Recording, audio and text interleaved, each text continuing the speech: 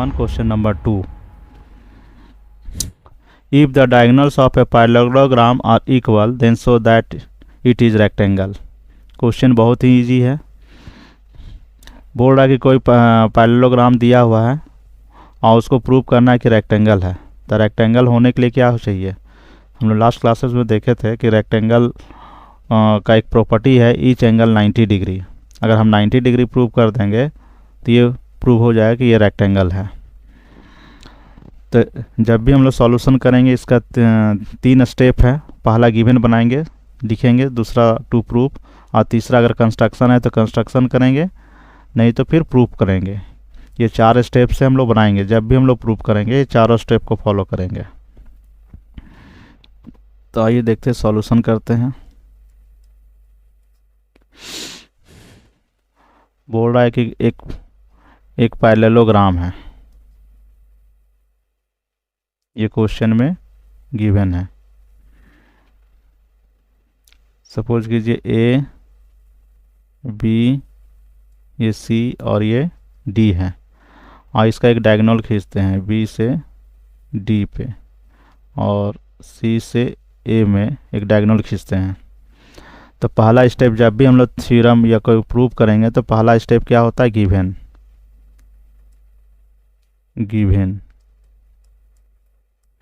Given में कुछ होता नहीं, जो दिया है उसी को लिख देंगे। तो क्या दिया हुआ है कि A B C D is a parallelogram in which diagonal A C and B D are equal. जो दिया है क्वेश्चन में वही लिख दीजिए। A B C D is a parallelogram in which diagonal AC and BD are equal.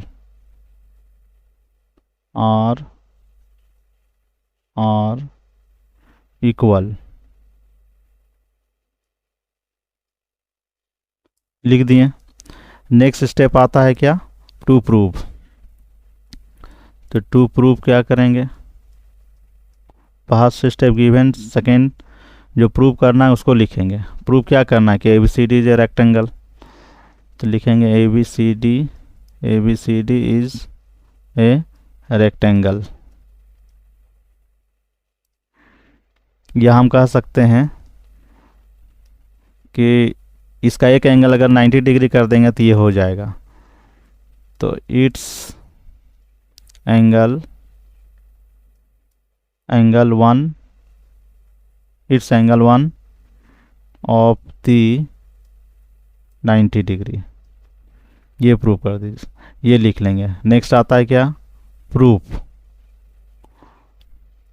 देखिए, इसको prove करने के लिए हम लोग क्या करेंगे कि ट्राइंगल, यहाँ पे देखिए ये ट्राइंगल ए बी डी है और ट्राइंगल ए बी सी, ये दो ट्राइंगल को कॉन्ग्रेंट दिखाएंगे। और कॉन्ग्रेंट दिखाने के बाद क्या करेंगे कि angle B A D equal to angle A B C करेंगे। तो इससे क्या होगा कि दोनों एंगल है ना इक्वल कर देंगे। उसके बाद फिर अगला सॉल्यूशन करेंगे। तो पहला हम लोग क्या कर रहे हैं? ट्राइंगल ए बी डी और ए बी सी को कॉन्ग्रेंट प्रूव करने जा रहे हैं।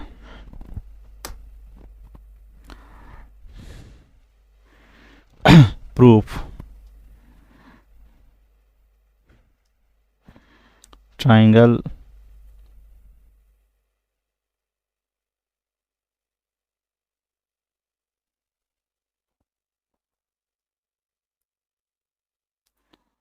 यहाँ पे इन ट्राइंगल क्या देखें? A B D and triangle A B C. अब देखिए ट्राइंगल ए बी डी में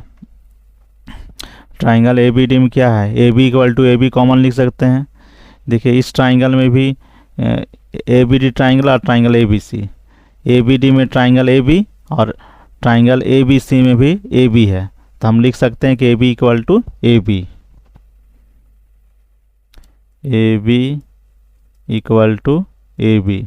और रीजन देना ज़रूरी है। रीजन क्या है? कॉमन है दोनों ट्राइंगल के लिए, ये कॉमन साइड है। दूसरा हम लोग करेंगे क्या कि A D equal to B C. देखिए इस ट्राइंगल में ए बी डी ट्राइंगल, इस ट्राइंगल में ए डी और इस ट्राइंगल में बी सी, ये क्योंकि ये पैरेललोग्राम है तो A D equal to B C, opposite sides are equal, तो हम लिख सकते हैं A D equal to B C. A D equal to B C और रीजन क्या देंगे, opposite sides of parallelogram, opposite sides of parallelogram. दो चीज़ मिल गया, तीसरा क्या मिलेगा, अब देखिए यहाँ पे तीसरा एक तो मिल गया कि A B equal to A B common, दूसरा मिला A D equal to B C, और तीसरा क्या मिला A C equal to B D. क्यों, क्योंकि यहाँ पे दिया हुआ है, प्रश्न में ही दिया हुआ है कि ये डायगोनल्स इक्वल हैं, तो इस ट्राइंगल के लिए ए सी और इस ट्राइंगल के लिए बी डी, ये दोनों डायगोनल्स इक्वल हैं। तो हम लिख सकते हैं यहाँ पे क्या लिख सकते हैं, A C equal to A C equal to B D. ये क्या लिख देंगे, रीजन में गिवन, डायगोनल यहाँ गिवन दिया था कि इक्वल है, तब देखिए तीनों से क्या हो गया, साइड कॉन्ग्रुएंसी से। हम लोग पिछला चैप्टर में पढ़े थे कॉन्ग्रुएंसी चैप्टर में कि तीन साइड अगर इक्वल आ जाएगा तो हम कह सकते हैं एस एस एस से क्या हो जाएगा, triangle A B D congruent है ट्राइंगल ए बी सी। और कॉन्ग्रेंट का मीनिंग होता है जब दो ट्राइंगल कॉन्ग्रेंट हो जाते हैं तो कहलाते हैं corresponding sides are equal and corresponding angles are equal. तो हम यहाँ लिख सकते हैं corresponding angles are equal, angle A B D, नहीं ये गलत है, लिख सकते हैं angle B A D equal to angle A B C. क्या रहेगा reason, C P C T. देखिए यहाँ पे इस ट्राइंगल में बी ए डी बैड और ए बी सी ये दोनों क्या है, कॉन्ग्रेंट हो गया, क्योंकि जब ये कॉन्ग्रेंट हम दिखा चुके हैं कि triangle A B D A B C congruent है, तो हम कह सकते हैं कि एंगल बी ए डी ये एंगल बराबर एंगल ए बी सी, ये एंगल, ये दोनों इक्वल हो गए। जब इक्वल हो जाएंगे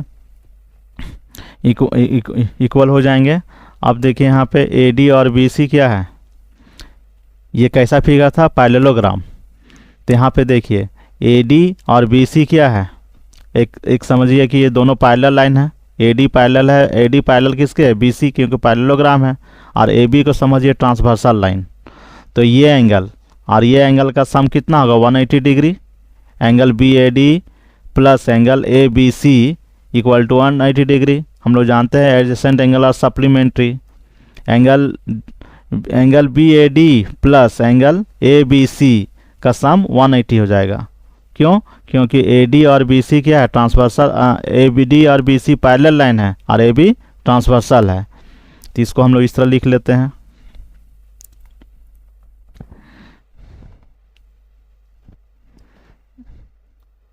सिंस लिखेंगे A D parallel B C and it's transversal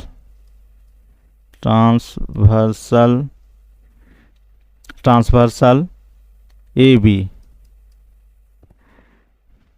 तो हम लिख सकते हैं angle B A D plus angle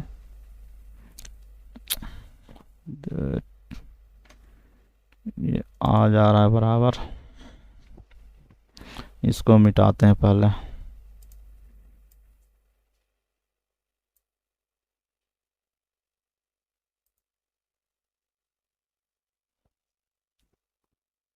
यहाँ पे ये ट्रांसवर्सल ए बी है, इसलिए हम लिख सकते हैं angle B A D plus angle A B C equal to 180 degree. Reason लिखेंगे एडजेसेंट एंगल्स और सप्लीमेंट्री, सप्लीमेंट्री मतलब 180 डिग्री। अब यहाँ पे एंगल बी ए डी के जगह पे हम लिख सकते हैं angle A B C plus, और ये ए बी सी है तो ए बी सी रहने दीजिए, angle A B C equal to 180 degree. ऐसा क्यों? क्योंकि अभी हम लोग प्रूव कर चुके हैं, देखिए यहाँ पे कि angle B A D equal to A B C, तो बी ए डी के जगह पे एंगल ए बी सी हम लिख सकते हैं, और ये ए बी सी रहेगा ही, angle A B C, angle A B C, एक एक दो एंगल ए बी सी। तो हम लोग यहाँ लिखेंगे 2 angle A B C, 2 angle A B C, 2 angle A B C equal to 180 degree. तो angle A B C equal to 180 by 90, 19 टू जा 18, 0 0 कैंसिल, नहीं इसको मिटाते हैं पहले।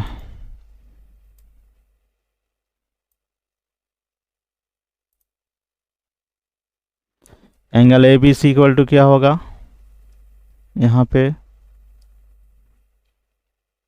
ये 180 है और ये 2 है, इधर इनटू है तो इधर डिवाइड हो गया, तो 2 9 जा 18 और 0, तो angle A B C equal to 90 degree. जब angle A B C 90 degree आ गया तो हम लिख सकते हैं, हम क्या लिख सकते हैं कि angle A B C equal to angle B